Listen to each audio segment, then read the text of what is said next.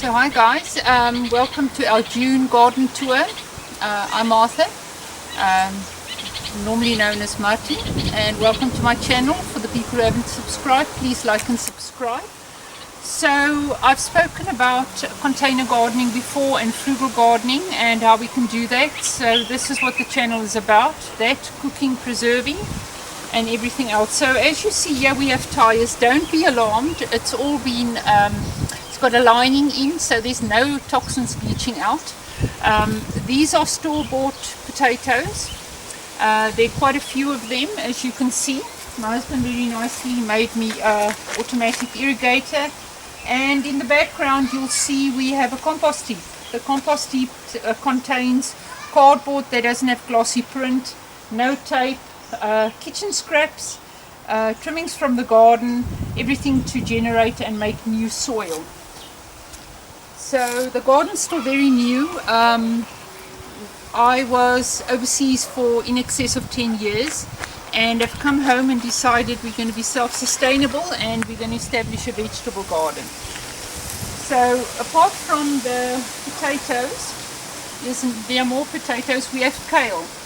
You see, this kale has got lovely purple veins in them, as you can see. This is called the dazzling blue kale. Kale is known as a superfood and it's got lots of nutrients and things. I think a bug has been into this. They obviously think it's delicious as well. So in the same pot at the back here, actually a different pot, we have the purple curly leaf kale. I personally prefer the flat leaf because it's just easier to rinse, but I grow the curly leaf for ornamental and decorative value and especially for the color as well. I just love the way it looks in the garden. It adds a lot of visual interest. In between I've put some dill, and it's still very small, and that's for my canning.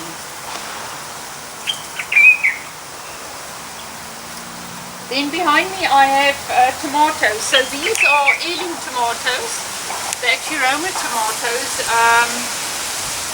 I have found that they've developed some blossoms. I don't know if you can see them. So it's winter by us and I'm quite surprised by this. So I just decided I have to get something in, just pop them in the soil. And then over the weekend I heavily mulched everything. So to make sure that your plant grows up straight and strong, I usually take out the suckers in the crook of where the leaf and the stem join together, and this ensures that the strength goes upwards and to the blossoms where our fruit will eventually develop. So we have a few more containers. I have 3 plants in each, and once they are a bit taller, I'll be staking them.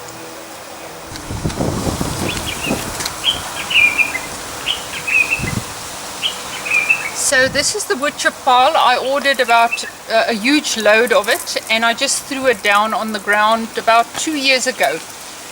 This has now become soil that retains moisture, and we've grown a lot of tomatoes from here. These tomatoes are lovely. They're quite nice big salad tomatoes, well, big for a cherry tomato. And once they're done, I'll definitely harvest some seed for the next planting season.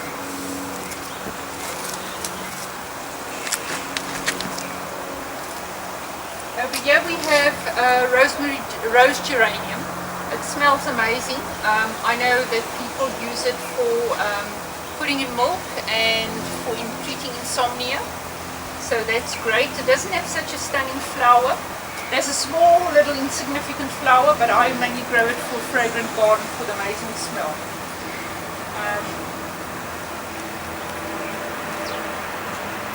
And then here we have a blueberry bush, a blackberry bush.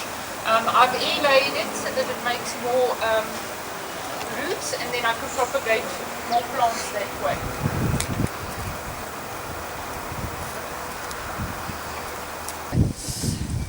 So this is an ordinary plastic tote. I've drilled holes in it, as you can see on the sides, and filled it up with some compost and mulched it heavily with the leaves over the weekend. This is purple sprouting broccoli. There are quite a few in each tote. What I do to manage it is I just trim away the bottom leaves when it gets too crowded, and we've managed quite well that way. This little container is also just a plastic meat container that you put in the fridge. I've sowed some beetroot in there, and then I use the leaves for salad and pick out small baby beets, and then eventually we'll have proper bigger beets.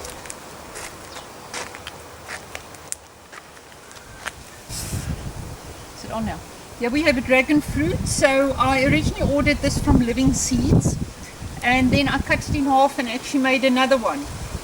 It was just one little shaft, and then it's made two new, I don't know if you call them shafts, leaves, that I'll have to support very soon.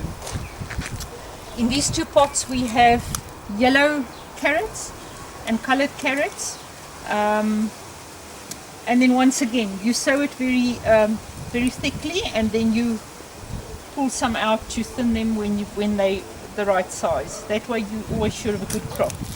These are also store-bought potatoes that we just planted in milk crates in compost. And this weekend actually I just mounded the ground up around the stalks. This is the way you increase your yield. If the potatoes are in the tires, then you just keep on lining it, and you just pack the one tire on top of the other, and then you get a maximum yield.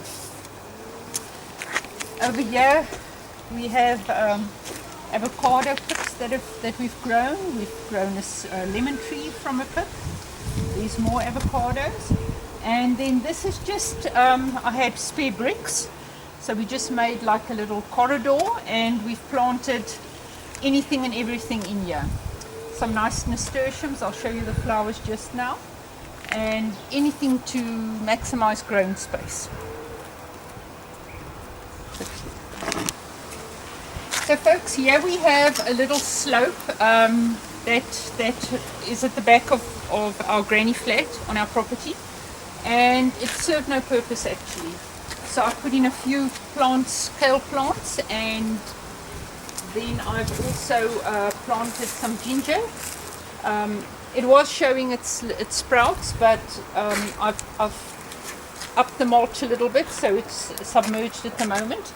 Our potatoes, store-bought potatoes that I just put in here, has made flowers. So it shows that it's doing well. Potatoes you generally harvest once the leaves die off and the flowering points die off, and thereafter you can harvest them. So we just had a cat go by.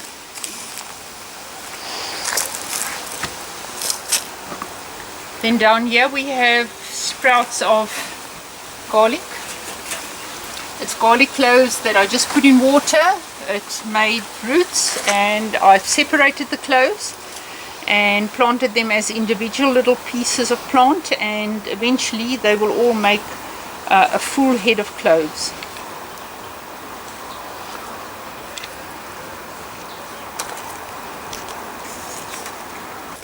Ready? Are we on? So here we have a little experiment that I'm trying. Usually peas get trellised. I was a bit late with this, and I'm not sure that I have time to start. If you think that there's still time to do it, please comment below and let me know what your ideas, suggested ideas are. The peas seem to be happy. They're making flowers. I don't see any pods at this stage, but I've just heavily mulched to make sure it doesn't lie on the ground and pick up disease and fungus from the ground. A whole row of them, and if all else fails, at least it will be adding nitrogen to the soil. Then we have a row of collard greens, rather closely together. I will harvest the outer leaves from the bottom as we harvest, in the same way we harvest kale, to make sure that we get a maximal harvest once it starts growing. We have broad beans here. They've been flowering beautifully, and some are actually making beans already. I don't see one to show you right now, but believe me, they're going to be very prolific. You're going to get a lot of harvest from these broad beans. They haven't been staked. I think the mulching is helping stabilize them somewhat. We have a rosemary bush. Very soon I'll be making cuttings from them and multiplying my stock. Red Russian kale, dinosaur kale. This dinosaur kale has got a very rough texture, and that's why it's called dinosaur kale, because it resembles the look and the feel of a dinosaur skin. I don't really know how it feels, but I believe what. Then these are immature chamelier kale plants, obviously a lot in the garden. You can chop them up, use them as cold slaw, and put them in stews. I hope you can hear me because the wind is really terrible. But yeah, this is a nice plant. And then I'd just like to show you how we harvest kale. So kale you can have for up to 2 or 3 years, depending on your climate. You just snap it off at the bottom, and then you have a lot of fruit to take indoors. So that is the chamelier kale. The very same with the dinosaur kale. You just pick it off from the bottom. The center is intact, the plant isn't damaged, and you just let it grow further. The same is true for the red Russian kale. Just snap it off at the bottom.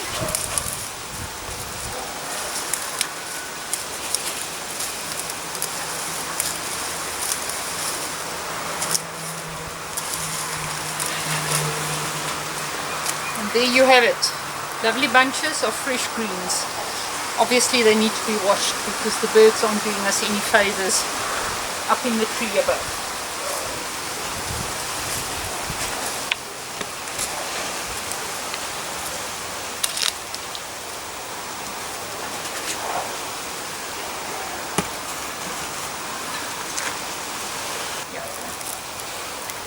So this is Nagapi.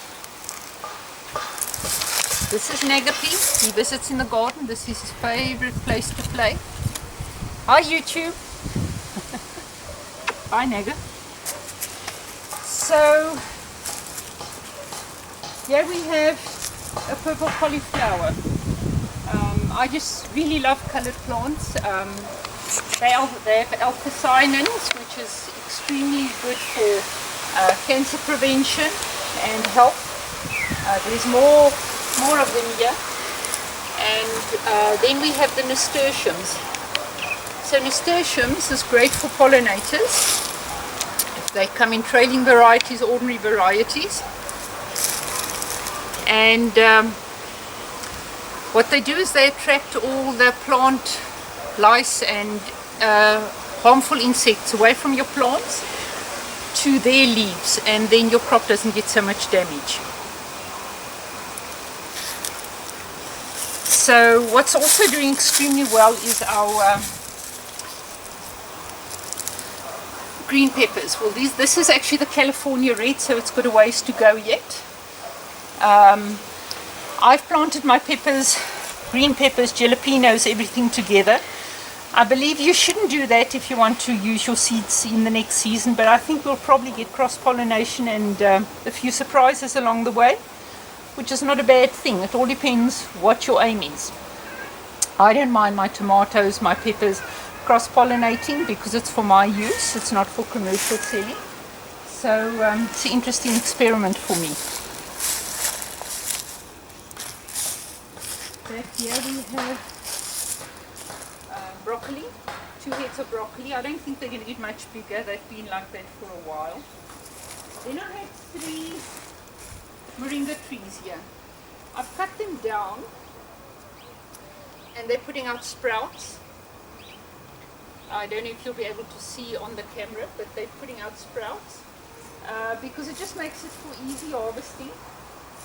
And then over here, this one's also putting out new shoots. Then up here we have the moringa pods. The moringa pods is where the seed comes from. So if you always let 1 or 2 of the pods get ripe and dry, you'll always have moringa tree seeds. You'll be able to sell them, give them to friends, and I believe they're very good in oil, but they're very rich in oil, but I don't think I'll go through the process of crushing and extracting it. The leaves are fine. This is known as the miracle tree, and it's used in third world countries to give to breastfeeding moms because it actually does save lives because of the very high nutrition. I have a son-in-law that just refuses to eat green stuff. I've made it my point to give it to him. That you can just sprinkle in between. It doesn't have a very harsh taste, and then he eats his greens without really complaining or knowing about it. So here in the front we have also, this is my 3 favorite varieties of kale. I'm still looking to get more. I just haven't found seeds for them all. So anyone wants to send me seeds, you're very welcome, or tell me where to purchase them. I live in South Africa, so my choices are limited. I find that if you live in the US, you can obtain stuff much, much easier. So here's a lot of heavy mulching. So you might wonder why my garden looks like this. It's intentional. It's not a mess. It's not neglect. What heavy mulching does is it covers up the weeds. It prevents harmful seeds from germinating, and then when you put your plants in, obviously they above the leaf barrier and they do well, so they don't need to compete. Behind me I have a lemongrass bush which I'll be cutting soon, and then making little plants for gifting and increasing my stock of lemongrass. It's amazing. You actually put it in tea, you draw it. One of my favorite recipes is citrus tea, Lipton citrus tea, and then you just add this and it adds amazing fragrance. Right here we have what's called a guavadilla. It's a type of passion fruit. It forms huge yellow fruit. It tastes just like passion fruit. And I'm just checking here, one hasn't fallen yet. And it gives you a huge harvest. So very well worth growing. Easy to grow as well. Right over here, this thing that looks like a fern is not a fern. It's asparagus. I couldn't find asparagus crowns. It was sold out all over, and I love asparagus. It's got a lot of health benefits as well. So I planted asparagus seeds, and luckily they took. So this is a few months old. I think it got a bit of a transplant shock because it's dying back, and of course it's cold in South Africa at the moment. So from the second year this will start producing asparagus spears. Once it's done that, I think for myself I'll start harvesting from the third year, just to give the crowns a fair amount of time to get very strong. And then we should have asparagus for the table and for the kitchen for about 20, 30, 40, 50 years. The crowns just keep going. It's the gift that keeps on giving.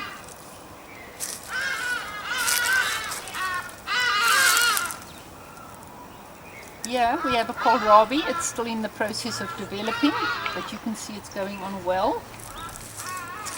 Oh, and I thought I had three varieties of kale, but I don't. I have this one as well. I forget the name. It's also pretty.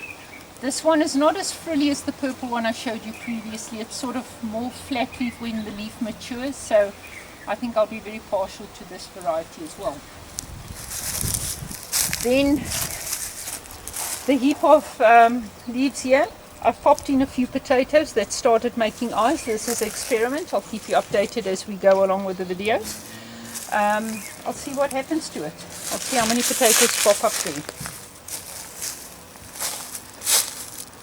Then our mandarin or nachi tree is busy flowering. It smells amazing. It's actually a very low maintenance fruit. So we expect to have some lovely ones to harvest in the coming years.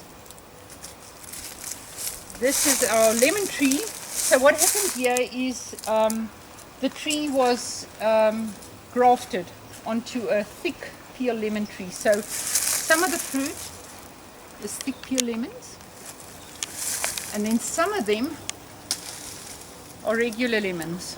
And this one's a tiny little baby one anyway. So that's what happened there. And the same thing happened with this tree. This is a kumquat tree. It was grafted. And then at the bottom it was grafted on a thick peel lemon tree. And then we have the thick peel lemon tree. Let me show you, and it produces huge fruit. So, same as what happened with the other tree. Unfortunately, we had a bit of issues. So we only use organic pest control here. So we sprayed it with some water, with soap, dish soap in it, and whatever was on here died and turned black. So here we have our strawberry patch. It's just going wild. Every once in a while I come through, and if I see a weed, just pull it out. Because generally it smothers anything else that grows under it. It's not summer now, so we don't have strawberries. If you want big strawberries, the answer is to nip off the runners. It multiplies by runners. Let me see if I can show you where a runner is. Oh, I think they've all grounded.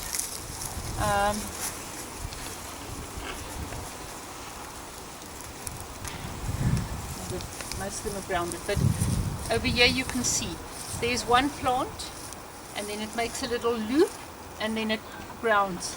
So this is the way it grows, and the patch becomes bigger and bigger and bigger. So, but as I said, if you want to have big strawberries, then you should be cutting off the runners so the energy doesn't go into there, it goes into the formation of the fruit. Here we have a mango tree. We had flowers on it previous year, but then the flowers got hit by frost. So we hope to have more success this year on it. These lemons down. So this is basil. I generally let it go to flower for the pollinators. You can see the little blossoms there.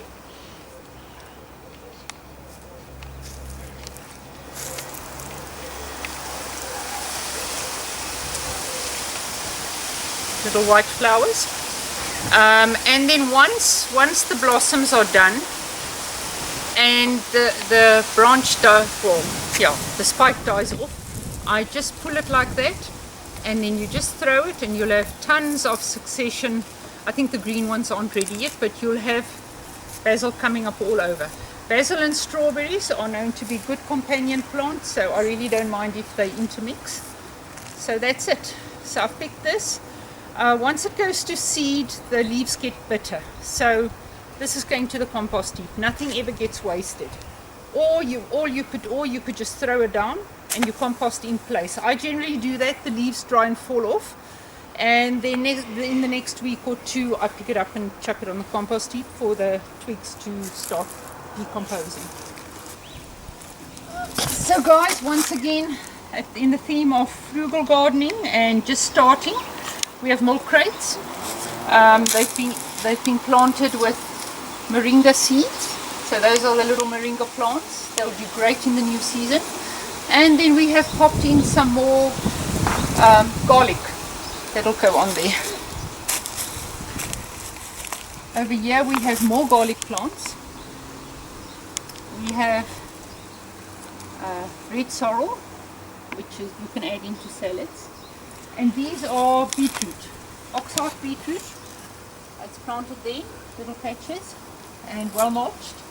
So when they're big enough, what they usually do is they push up through the soil and they get bigger. And it's always good to harvest them when they're young, because that's when they're most tender and most juicy and sweetest. Then we're very happy to see that these green peppers are doing well as well. They're doing great. That's another one of the California reds, so it's got a ways to go. Then over here we have jalapeno peppers. Between the others, as I said, I don't mind cross-pollination. This is the way to get new varieties. In the background here you'll see some onion sprigs. They're sort of spent already. Let me just show you, it's time to harvest them anyway. So this is what they look like. I didn't plant them from seed. I bought them at the farmer's market. Tiny little young spring onions, and planted them. I did the same with leeks as well, but I can't show you. They've been harvested already. They've been sliced and they've been put in the freezer. So if you buy little baby leeks and there's even the slightest hint of a root on them, you just pop them in your garden and you've got a quick start. You don't need to wait for seeds. So I'll be pulling out all of these today, dehydrating them, putting them in my magic bullet and powdering them and adding them as a powder to the dishes that I cook. Okay, so as you can see, we've got these lovely flowers. They're called French marigolds. So they are known to deter a root nematode with tomatoes. So it's always good to have them. They seed readily.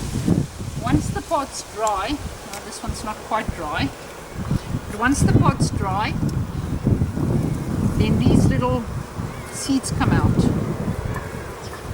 And you just sprinkle them and you'll have volunteer plants coming up. So you need one plant and you can use it in your whole garden.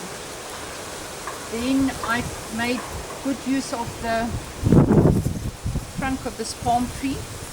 It's cold by us now, so I'm harvesting my little cherry tomatoes this size and this color, putting them in a warm windowsill, and they fully ripen. It's not a problem.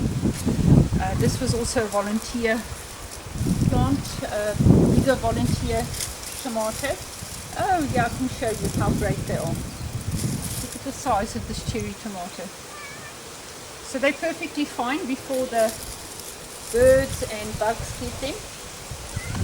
They're also going inside. And this is a lovely cherry tomato. It volunteers and it's got this lovely stripe. Even when ripe, the green stripe stays there. This morning I picked 2 of them. So it's carrying on, giving us a good harvest.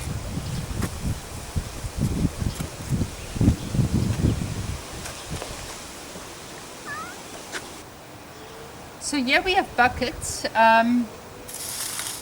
They're mulched. So what's in these buckets are peanuts. They will grow, and when they finish flowering and it's time, we'll chuck out the bucket and we'll have lots and lots of peanuts. I have fennel here. Fennel is known not to be liked by many other plants, but I haven't had a problem with it. So we're growing fennel in between the other things. We have a slope at our pool, and I just decided it's wasted space. So over the weekend I took soil that I had, actually that wood chip mulch that I was telling you about.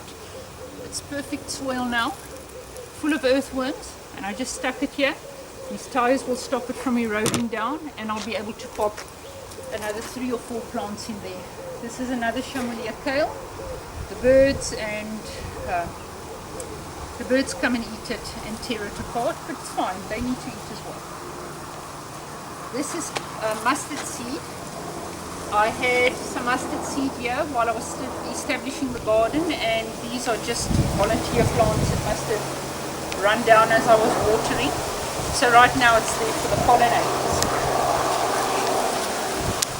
There are also more volunteer tomatoes.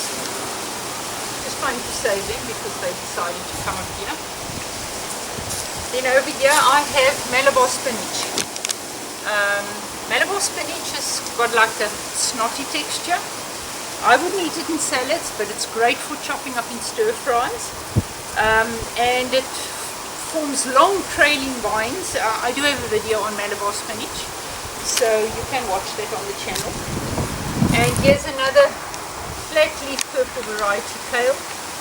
I'll have to see between my seeds which one that is. I'll do a whole video on the seeds another time. We've got 2 varieties of cabbage. This one, I'll use the head and throw the rest into the compost. And then these are still forming. They are more spiky variety. And then at the back we have onions that I grew from seed. It was one onion I was living in another country and I liked the onions. I planted them, but I wanted them for the onion greens. And I let them go too far. They bolted, they formed flower heads, and they formed seeds. I harvested the seeds and I came to plant them in South Africa. So I intend to do the same. It's a bit of the memories from that country. So that's what I'll be doing. Anyway. So guys, the Chamonix kale, this is one that actually hasn't been decimated by the birds. This is still a baby leaf, but this is my hand. Look at the size of this thing. It gets that size. And as I said, this is great for chopping up and using for coleslaw. Right down here, I don't know if you'll be able to see, we have stalks coming out. This was my brinjals. I've cut them down. I'm going to overwinter them, and the next season they'll come up. They're already attempting to make new shoots. And then in the meantime, I've just popped in some more collard greens. There's another one I've cut down, and it's already attempting to regrow. Sorry about the shadows, it's just that time of the day. Here we have, okay,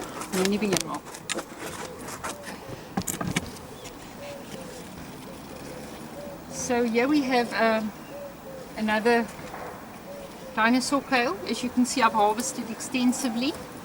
I find if I put it a whole bunch of leaves, I wash them, shake them off very well, and then I put them in a plastic bag. Well, actually these vacuum packed bags, I vacuum pack it, I freeze it, and when I want to use it, I just crumble it. It's extremely brittle and crisp, and then I put it in the food, and then no one can complain about the green stuff, especially the kids that don't want to eat it. Here we have another purple variety. It's the same one as we had up there. It's just gone on a little bit longer.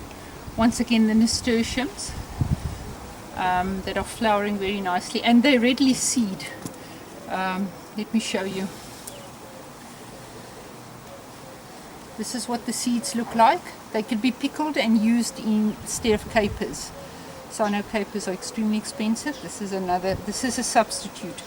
The flowers are edible. You can use them in salads. The leaves are edible. They've got a slight peppery taste. Well worth planting, as I said previously, to distract the bugs from your other plants. This in the background is something that it's a wild ginger.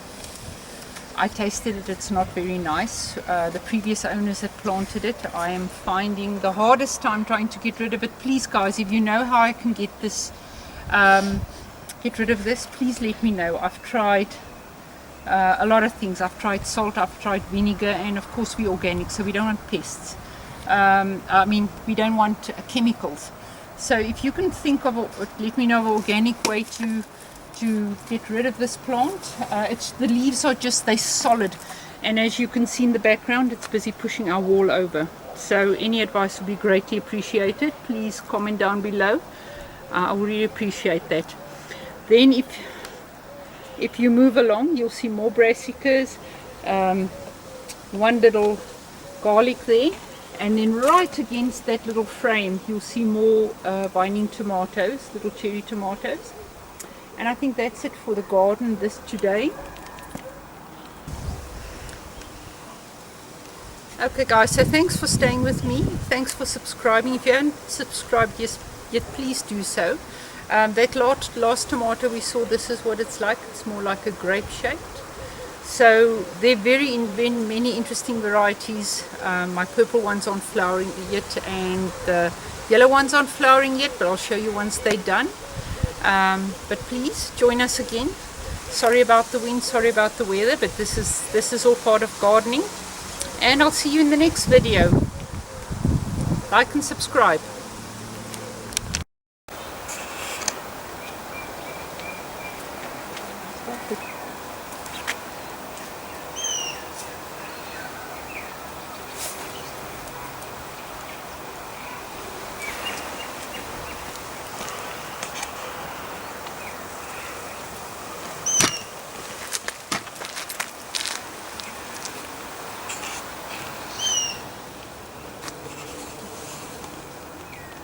You started.